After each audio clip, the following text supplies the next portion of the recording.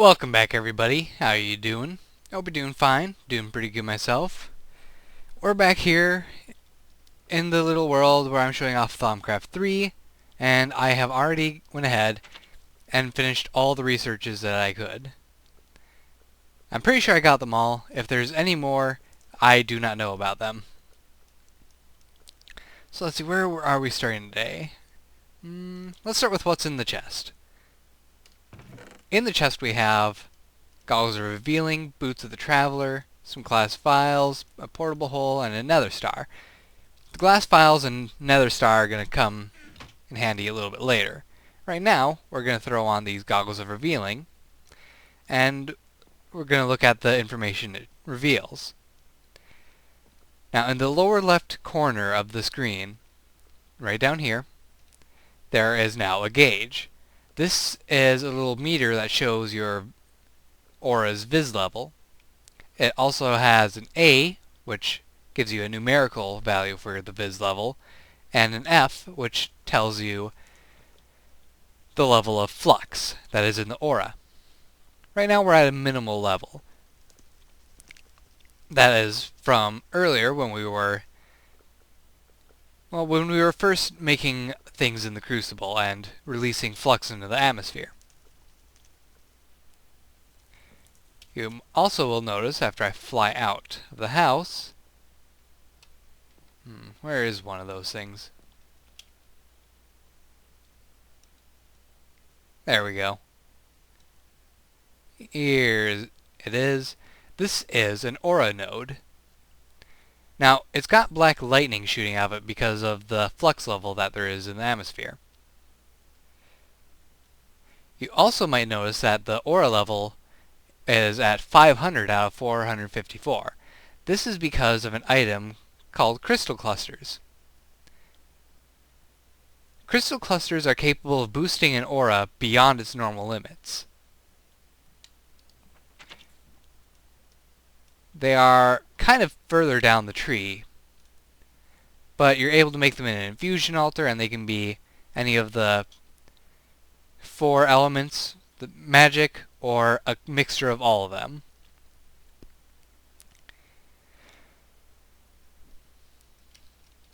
Now, there is one side effect, and that's when they're boosting an aura beyond its normal limits, it becomes slightly unstable and generates some flux buildup, which is why we have a moderate flux level in this area. Anyway, getting back over here, you may have noticed that I have moved the Infusion Altar. We'll get to that in a moment. Right now, I want to talk about this alembic that I got sticking out of the Crucible. Now, I've already got some essence in here. Normally, when I right-click on it, it would be released into the atmosphere. However, with an alembic attached to it, any essence that is not used to create something, well, I seem to have chose the wrong essence. Here, let me get one that won't turn into an item.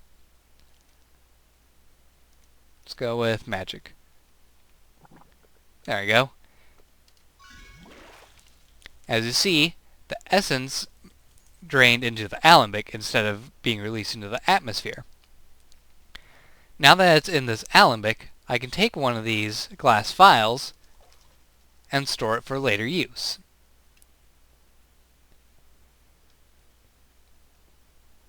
Alright, next thing on the list. Boots of the Traveler. Let's talk about those right now.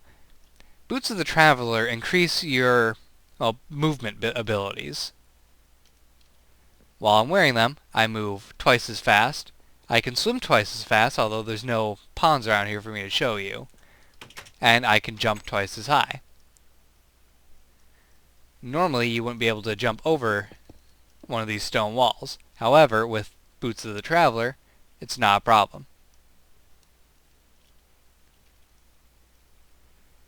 Alright, next thing on the list. Yes, alembics. You can have up to 4 of them attached to one crucible. This means you can get 4 different essences in your crucible at once. Let me grab a bucket of water quick. Darn it, I keep clicking that extra biomes tab.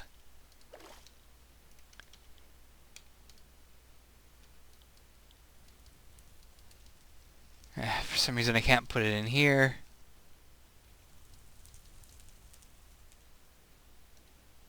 Let's switch out of this. You're supposed to be able to put these essences in here, I thought. But I guess not. Oh, and I'm burning myself. Well, that's fine, because I can show you this more precisely now. When you have multiple essences, they'll get split up into different alembics.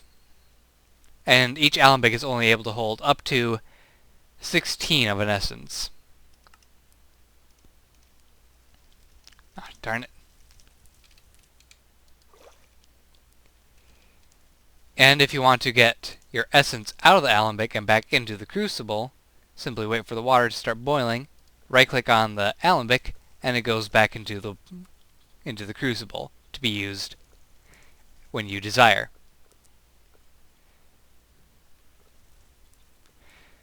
Alright, next thing on the list. Next thing is these Arcane Bellows.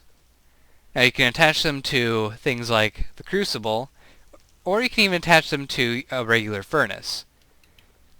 When you attach them to a regular furnace, it increases the speed at which they smelt ores. Now a normal furnace will only smelt up to 8 iron ingots.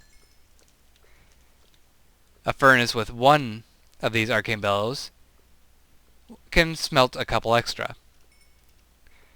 But one with 3, almost twice as much. Alright, next thing on the list. Arcane Ear. Now, at first, when I looked at the Arcane Ear, I questioned why it would even be used, and what it could possibly be used for.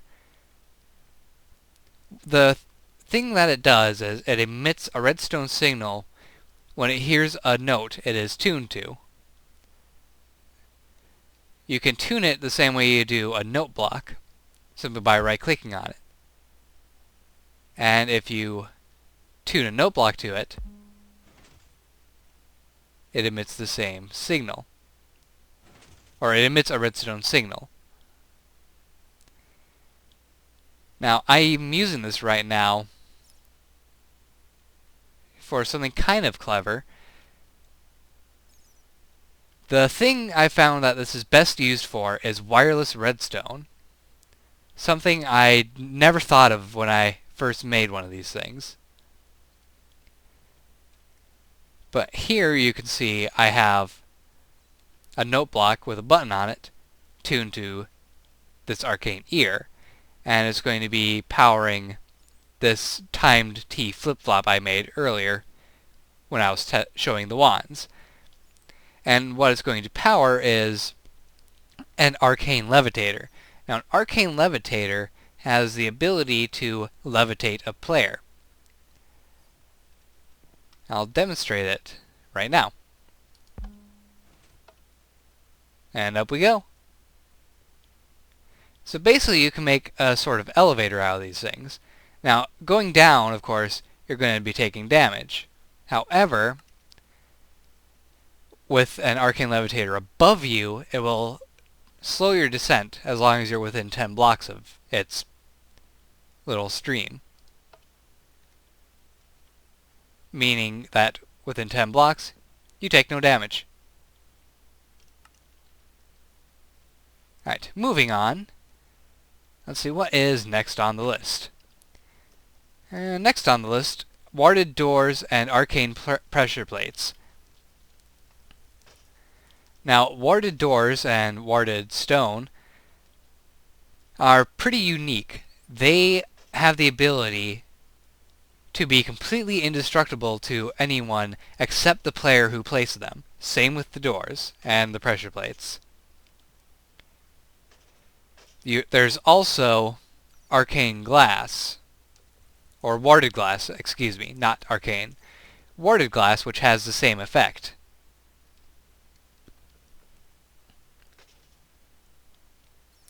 It is also indestructible to, I believe, TNT. I didn't actually test this beforehand, I really should have, but let's go ahead and find out together.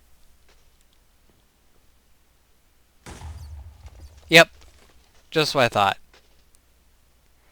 Anyway, arcane pressure plates are pretty interesting. They can be attuned to only activate under certain circumstances. Default, it will trigger on everything like a normal pressure plate does. You can also set it to exclude you from triggering it, meaning you can walk over it and it will not activate it. But if someone else walks over it, it activates. Or, only you. This makes it so that only you can trigger it. And lets you get into arcane doors that you placed. Or warded doors. Now in here is where I moved the Arcane Altar. Not the Arcane Altar, the Infusion Altar. Combining the two crafting tables. What am I doing? Anyway, the Infusion Altar, as you've been informed before, requires essences. Now, these are warded jars. And warded jars can hold pure essences. Up to 64 essence per jar of one type. Now this, I believe, is probably the best setup you can do for an infusion altar. Surround it with these jars and have at least one of each jar. And we're going to go ahead and create a new wand now. And that is what the Nether Star is for. As you see, it takes quite a bit of magic essence, quite a bit of viz, and quite a bit of effort. And when I go ahead and craft this, it draws the essence directly from the essence jar. So this is a very wonderful setup, I believe. And we now have the Wand of the Thaumaturge, which is the best wand you can get. Alright, moving on, we're going to take a look at the Infernal Furnace. Now, this is an Infernal Furnace, and it is crafted kind of uniquely. Basically, you need to create this in the world. Nether bricks, obsidian, a bucket of lava in the center, and some iron bars in the front. Now this creates a kind of furnace that is powered by the aura itself. While it is smelting objects or cooking meat, here, let's go ahead and only smelt 8 gold. While it is smelting things, it will drain the aura and generate a bit of flux. But it has a chance of creating a nugget out of the items you put in. Now the item I have in front is a hungry chest. The hungry chest automatically will store items in itself if an item falls on top of it. And the guy sitting right next to the hungry chest is a brain in a jar. Brains in jars will store experience. So it's very useful to have them sitting next to an Infernal Furnace, as they will collect the experience that comes out of the Infernal Furnace. Now, you see we got a gold nugget. We only got one, which is kind of poor performance. You can increase the rate of getting gold nuggets, though, by attaching an Arcane Bellows to these little holes on the side of the Infernal Furnace. There's a total of 3, but I've got the other 2 covered up by a wall. Now, not only does this increase the rate at which you get nuggets from what you're cooking and smelting, but it also lowers the amount of flux you generate and decreases the use of the aura. Now, I said cooking as well. You can also cook actual food. Oops. That's too far. There you go.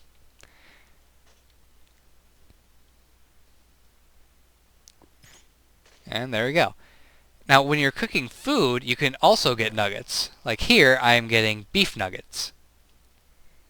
You can get beef nuggets, chicken nuggets, and pork nuggets. And you can combine those nuggets to create triple meat treat. But you need to add a little bit of sugar. Now, in order to get experience back from this guy, simply right-click on him, and you'll start shaking him. And then he'll cough up all experience he's got. Well, not quite all. He keeps some of it for himself because he's a bit greedy. One moment for the rain. Alright, now that the rain's gone, let's move on to the next item. Let's see, next on the list we have a portable hole. Now the portable hole is pretty much just a portable hole. And what it does is creates a hole, which you can walk through.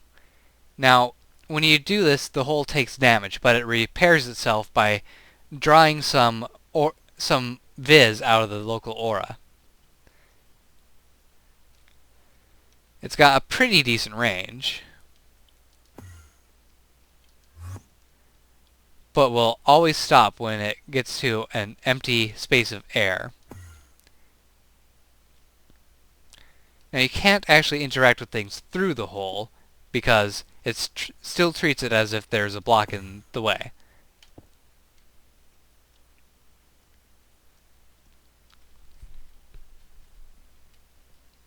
Okay, moving on.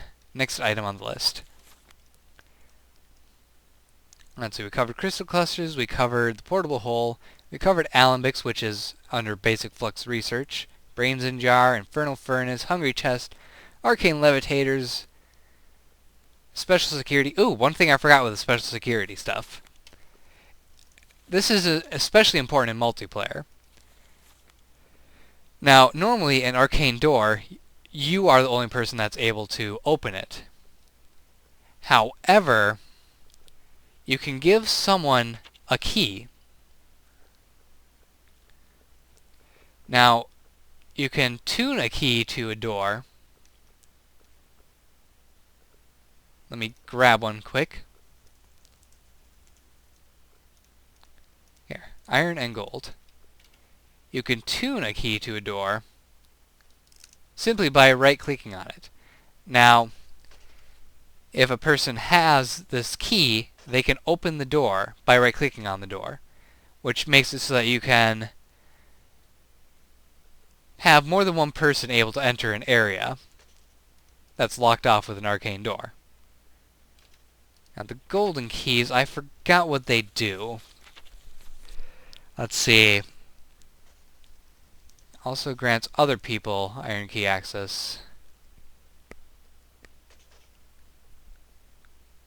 Now what was the difference again?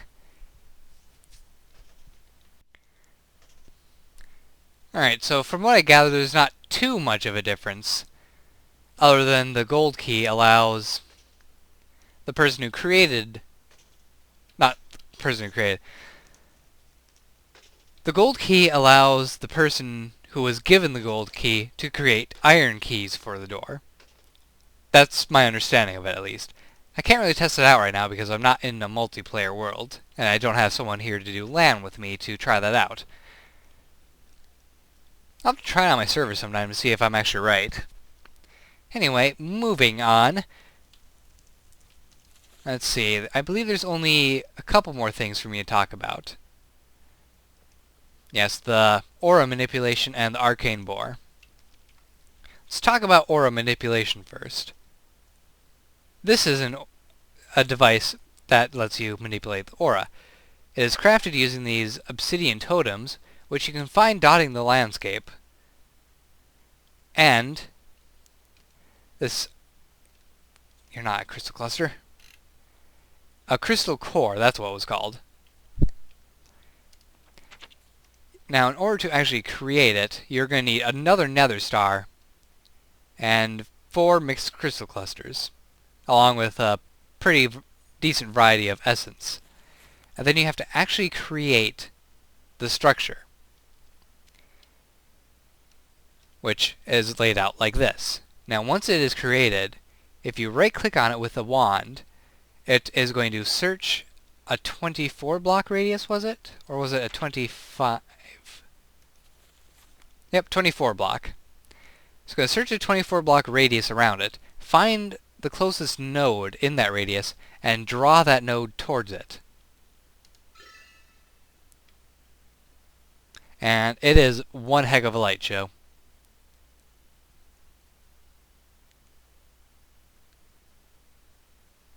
Take a look at that. And it's found the closest node and is pulling it towards it. It is a fairly slow process that constantly drains Viz from the aura around the either the node or the cluster. I haven't actually fully figured that out. It's possible it draws it from both. I don't know. But it's a lengthy process that generates flux. And the end result is that the aura node will be positioned right here. But let's move on to one of the things I enjoy the most that I'm really happy is back in the game, even if it is slightly different. The Arcane Bore. Now in Thaumcraft 2, the Arcane Bore was one heck of a device that could seriously kill your computer if you operated too many at the same time. The Arcane Bore now is slightly different and looks like a weird combination of magic and science. In order to operate it, you're going to need wands of excavation and pickaxes both. And a lever, along with the machine itself. The machine is actually made of two parts. There's the bore part and the nozzle part. The nozzle part has a little hole on the side, which it will spew items out of, or put them into an inventory if there's an inventory right here. Which I broke my inventory, so now let's put it back. There you go. Now, how this thing operates is that you can put the bore on the top or bottom of the main part. See, there's a little hole here for the bottom as well. And you can aim this device simply by right-clicking on it with a wand.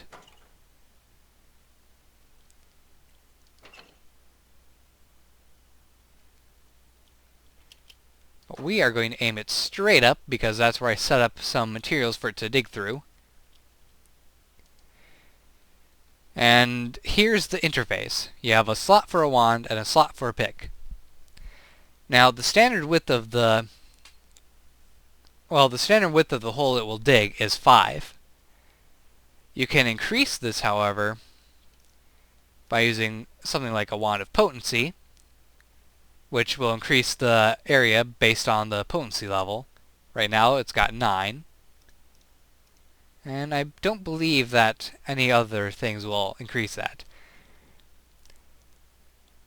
But if you have enchanted items put into here, such as the efficiency pick, it will increase the speed at which it operates.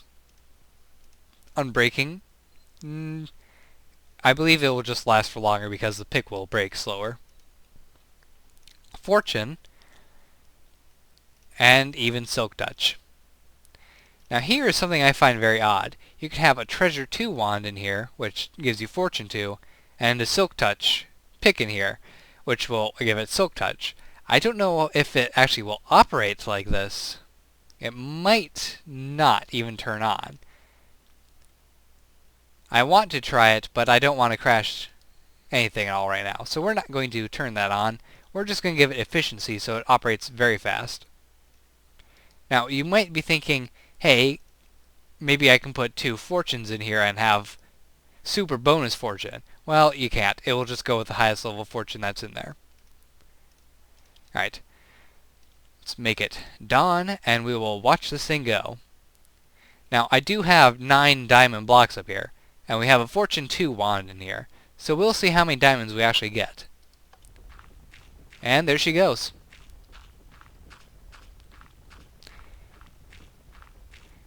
Now, it is significantly different from the original Arcane Bore. It still mines in about the same pattern. However, instead of the blocks just breaking and jumping to it, it is sending out a green laser beam, as you see. That functions very much like the Wand of Excavation. Oh good, it can break obsidian. That's one thing I was worried about. Alright, so it can break obsidian, which means that you can actually let this thing run without worrying about it stopping due to a random block. My Fraps is being a little bit finicky right now. I believe I might have a full video storage again. Yeah, my video storage is just about full, so we're going to have to hurry this thing up. Now, as you see, it's finished with the mining operation, so you can turn it off. It all goes back to default resting mode. And if I look in here, 9 diamonds became 14 diamonds. Very fun. And very useful. Alright, there's one other thing that I need to show quick, and that is what happens if your flux level gets too high. I'm going to go ahead and make it too high right away, and then I'm going to jump in and show you what happens. So sit tight. Before I forget again, Arcane Bellows attached to a crucible increases the speed at which it starts to boil the water. Almost instantaneously. Alright, so I managed to achieve a dangerous level of flux in the aura, and I really went overboard with this. And as you saw, I was just struck blind for a moment there. When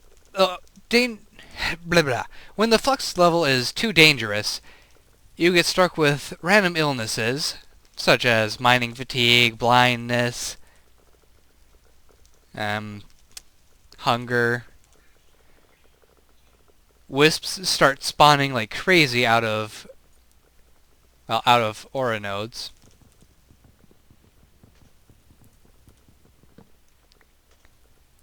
As you see, there's just lots of lightning shooting out of that thing. And you can even get struck with lightning, actually. Here, let's make it rain.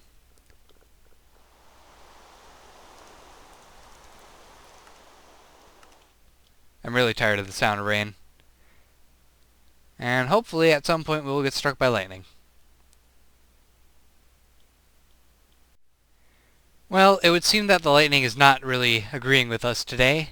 And I really need to edit my videos and clear out my video drive because my computer is almost out of space. So, unfortunately, you didn't get to see me get hit by lightning, but I hope you do get the message that having a huge flux level is going to really turn out badly for you.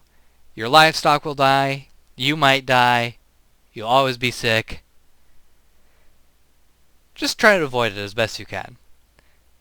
Hope you guys enjoyed this little series, and hope it helped you out as you are going about your thaumaturgy. And if you liked this series, go ahead and check out my channel. I do a few how-tos every now and then. Not often, but when I find something interesting, I typically do. Hope you enjoyed this video. Don't forget to like, subscribe, and fave. I'll see you next time. Take care, and goodbye.